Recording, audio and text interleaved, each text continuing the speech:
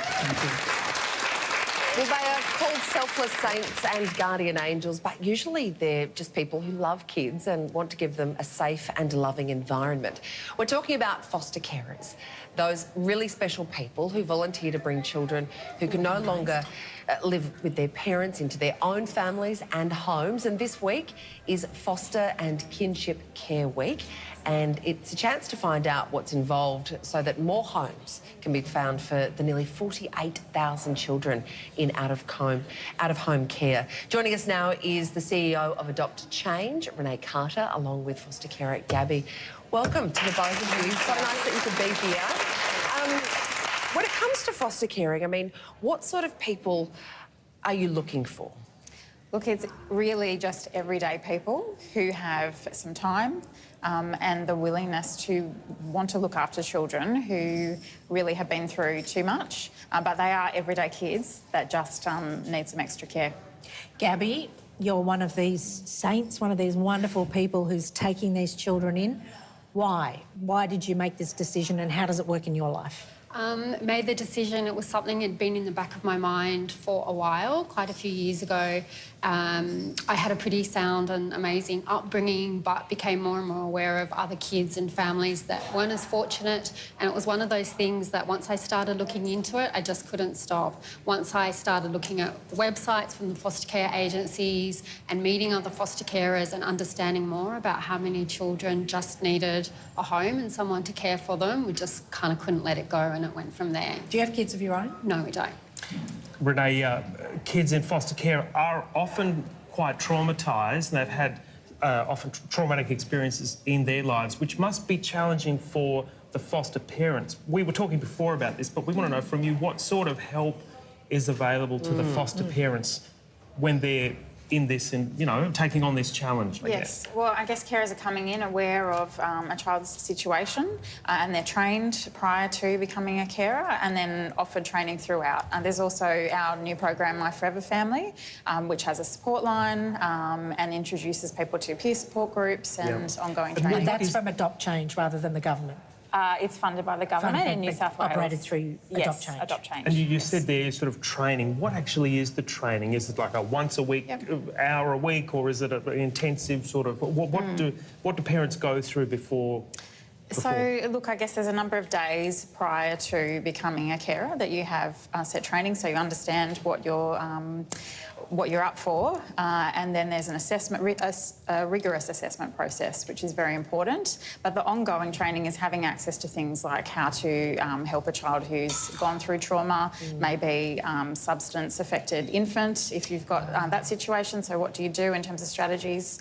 Or a child moving into adolescence, and so what might be coming up for that child that's had trauma, as well as typical issues that you'd have going into adolescence. So there's a range. It really depends on the child and the carer. Gabby, how many foster kids have you had through your house over the years? Three. Yeah. And I look at you wonderful people and I think, how on earth do you hand them back at the end of that foster period? How do you do that? Well, we've done different types of care. Sometimes it's just respite care, giving another family member or another foster carer a break, and you build up an ongoing relationship. You might have a child regularly in school holidays or weekends, so you know that you'll see them again. Other times it might be emergency care, just to help a child through a couple of days until they work out what a longer-term option is. But for a child that we've had for a longer period of time, we were really supportive of the outcome of him going back to his family, and we were really involved in, the process, and we still have a relationship with him. Oh, that's good. So as much as it was emotional, and we would have happily, looked after him as long as we could. Because you had him for 18 months, yeah, didn't you? but we were genuinely supportive of him moving back to his family, so we were just thrilled to be part of that process and be part of their lives. Did you have to handle any of these difficult behaviours that we're referring to? Yeah, look, we have had to, but you get support. I mean, you get the formal training in the lead up to getting authorised as a carer, but then once you're a carer, you get support from the agency, from other agencies and support services, and also from other foster carers. I found that the most useful, just getting first-hand information and advice from other carers. And do foster carers and the natural parents of the child have a relationship of some kind? How important is it? I mean, I understand that the most important thing is the interest of the child, which may not necessarily be the same as what the foster parents want out of the situation. They may want a long-term adoption, whereas it may be in the interest of the child to go back to their natural parents. How does that work? Look, it's always encouraged for a child to maintain their relationship with their family, obviously, and they want to. So the more that carers are able to be involved in that, and for that to be a normal thing, and actually just be part of a community around a child and their family, that's when it works the best. Really, though, there's not. You would typically know what type of situation a child is in. So if a child is in temporary care, you would know that. If you're signing up for long-term care and it's unlikely that that child will return home, you actually know that as well. So you wouldn't do short-term care if you're wanting to be a long-term carer. And in those cases where there's no safe way for those children to return to their natural families, how easy is it then for someone who's a foster carer to perhaps adopt and give that child a forever family? It's still not easy. There's a bit of a process to it, but in New South Wales at least we're seeing that it's been recognised as an acceptable option then for that child, or a good option, so that they are then in a permanent family and they have that security and stability. Earlier we were talking about Prue Garwood and this offer of $75,000 tax-free to potential carers in Western Sydney. What are your thoughts on that? Do you think this is a good initiative?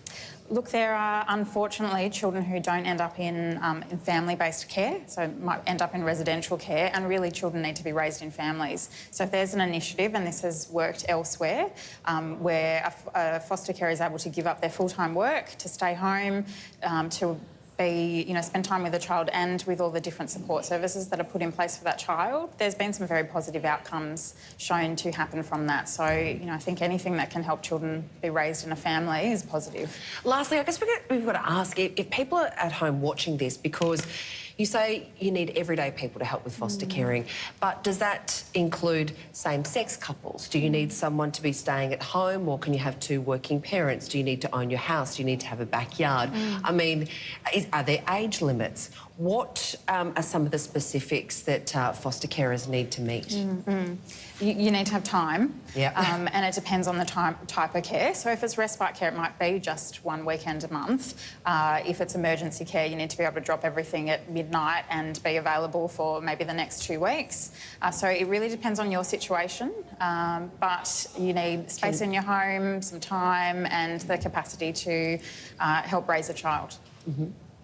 But And it doesn't matter so what your same-sex background couples, is. Yep. Retirees? Single? Absolutely, yes. Everybody that's got, I guess, those aspects are able to have a chat with us and find out how they could get involved. How many do you need? Hundreds in New South Wales alone, so we want to hear from... Urgently? Yes, absolutely. Yeah, there's kids right now that could be going into a home. So there's a number of months process, but the more people that sign up and have a chat with us and go through that process, we can see more kids in homes. Gabby, what would you say to anyone thinking about it? What are the rewards of being a foster carer? I think if you're thinking about it, definitely look into it. We weren't aware that, I live in an apartment, but we've got a spare room. I wasn't sure if we would be able to do it, but you can, if you've got a bit of space and time and interest. And the rewards are incredible. Once you have a child with you and you can see that they just start to become comfortable with you and trust you and feel, you can just see that they get to be a child and they get to talk to you about school and friends and sport and homework, and you get involved in their lives. It's really amazing. Yeah. 600 more foster carers are needed in New South Wales alone. If you would like to help out, go to myforeverfamily.org.au to find out more. Renee, Carter and Gabby, thanks so much for joining us today. Now I have the small